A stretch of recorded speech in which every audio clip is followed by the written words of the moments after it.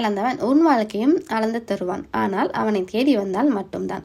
மண் அளந்த மாகிப்பதி ஐயா கோவில். நம்ம இன்னைக்கு இந்த கோவிலை பற்றி தான் பார்க்க போகிறோம்.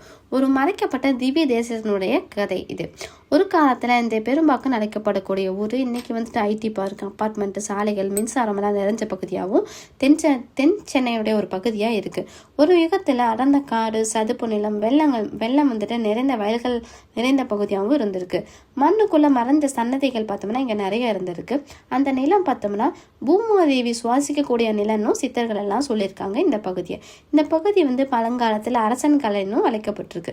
அதாவது அரசர்கள் வந்து நேரடியாக பயிரிட வச்ச நிலனும், கோவில்கள் கட்டுவதற்கும், பிராமணர்களுக்கு கொடையாக கொடுத்த நிலனும், யோகிகளுக்கெல்லாம் வழங்கின நிலனும், சித்தர்களுக்கும் வழங்கியதாகவும் அவங்களுடைய வாழ்வாதாரத்தை பெருக்கிக்கிறதுக்காக கொடுக்கப்பட்ட ஒரு புனித நிலம்னு சொல்கிறாங்க இந்த இடத்த.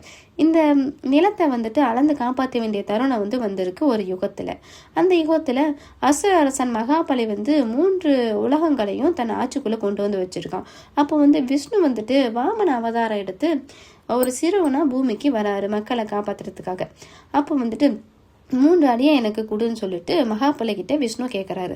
முதல் அடியை வந்துட்டு விஷ்ணு வைக்கிறாரு, பூமி முழுவதும் வச்சிடறாரு. 2வது அடியை விஷ்ணு வைக்கும் போது ஆகாயம் முழுவதும் வச்சிடறாரு.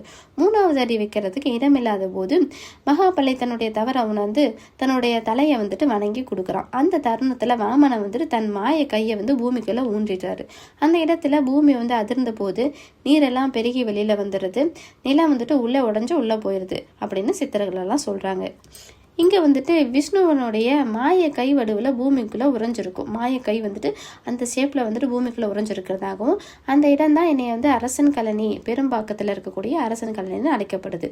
அந்த பாதமே மண்ணளந்த மாய்கைப்பதி அப்படின்னு சொல்கிறாங்க.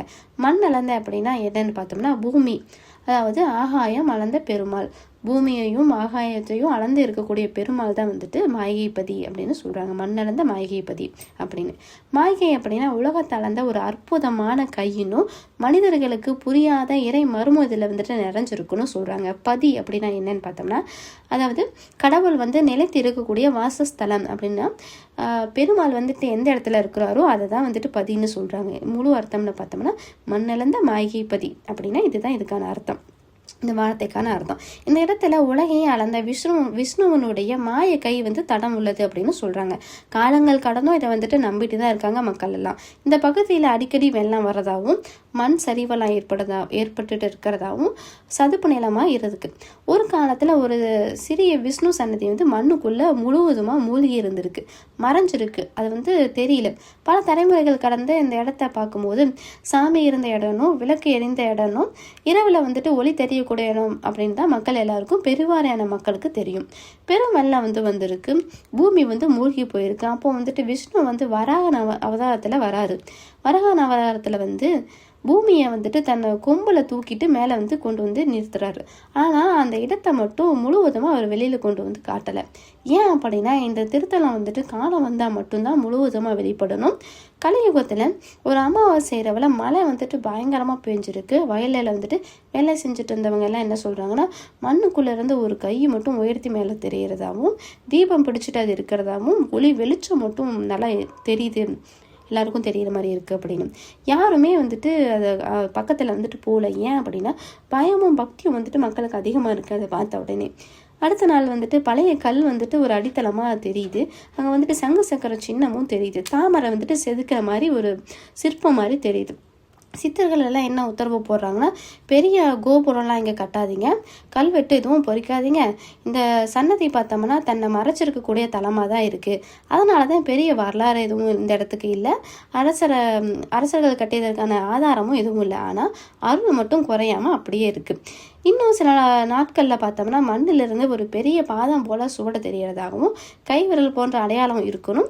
கர்ப்ப கிரகத்தில் நின்னா கை வந்துட்டு மேலே வச்சிருக்கக்கூடிய உணர்வு இருக்குது அப்படின்னு. இன்றளவும் வந்துட்டு அந்த கோவிலுக்குள்ளே போகும்போது ஆண்கள் வந்துட்டு மேலாடையை வந்துட்டு கலட்டி வச்சுட்டு தான் உள்ளே போக சொல்கிறாங்க. ஏன் அப்படின்னா கையை வந்துட்டு மேலே வச்ச உணர்வு வந்துட்டு வரும் அப்படிங்கிறதுக்காக, அருள் வந்துட்டு விஷ்ணுவோடைய அருள் வந்துட்டு முழுவதுமாக கிடைக்கும் அப்படிங்கிறதுக்காகவும். நில விவகாரத்தை வேண்டி ஏதாவது சிரமப்பட்டுட்டு இருக்கிறவங்க அங்கே போனாங்கன்னா நில விவகாரம் எல்லாம் முழுசும் முடிஞ்சு தீர்வு கிடைக்கும் அப்படின்னு நம்பிட்டு இருக்காங்க. இது வந்துட்டு மனமா இல்லை வந்துட்டு இது ஒரு தெய்வ சைகியா அப்படிங்கிறது நீங்கள் தான் சொல்லணும் கமெண்ட்டில். யாருக்கும் இது உறுதியாக தெரியல இது என்னன்னு. மண் அளந்த மாளிகை பற்றி பேசாத கோவில். இது வந்துட்டு யாருக்கும் பெருசாக தெரியவும் இல்லை, விளம்பரமும் இல்லாத தலமாகவும் இருக்குது. தேடுபவர்களுக்கு மட்டுமே இது வந்து திறக்கக்கூடிய கதவாக இருக்குது. உலகை அளந்தவன் உன் வாழ்க்கையும் சரியாக அளந்து தருவான் அப்படிங்கிறது தான் இந்த கோவிலினுடைய முழு பொருளே. இந்த பதிவு உங்களுக்கு பிடிச்சிருந்தா லைக் பண்ணுங்கள், ஷேர் பண்ணுங்கள், சப்ஸ்கிரைப் பண்ணுங்கள். இந்த மாதிரி தொடர்ந்து உண்மையான கோவிலுடைய மிஸ்ட்ரிஸ் தெரியணுன்னா ஃபாலோ பண்ணுங்கள். தேங்க்யூ.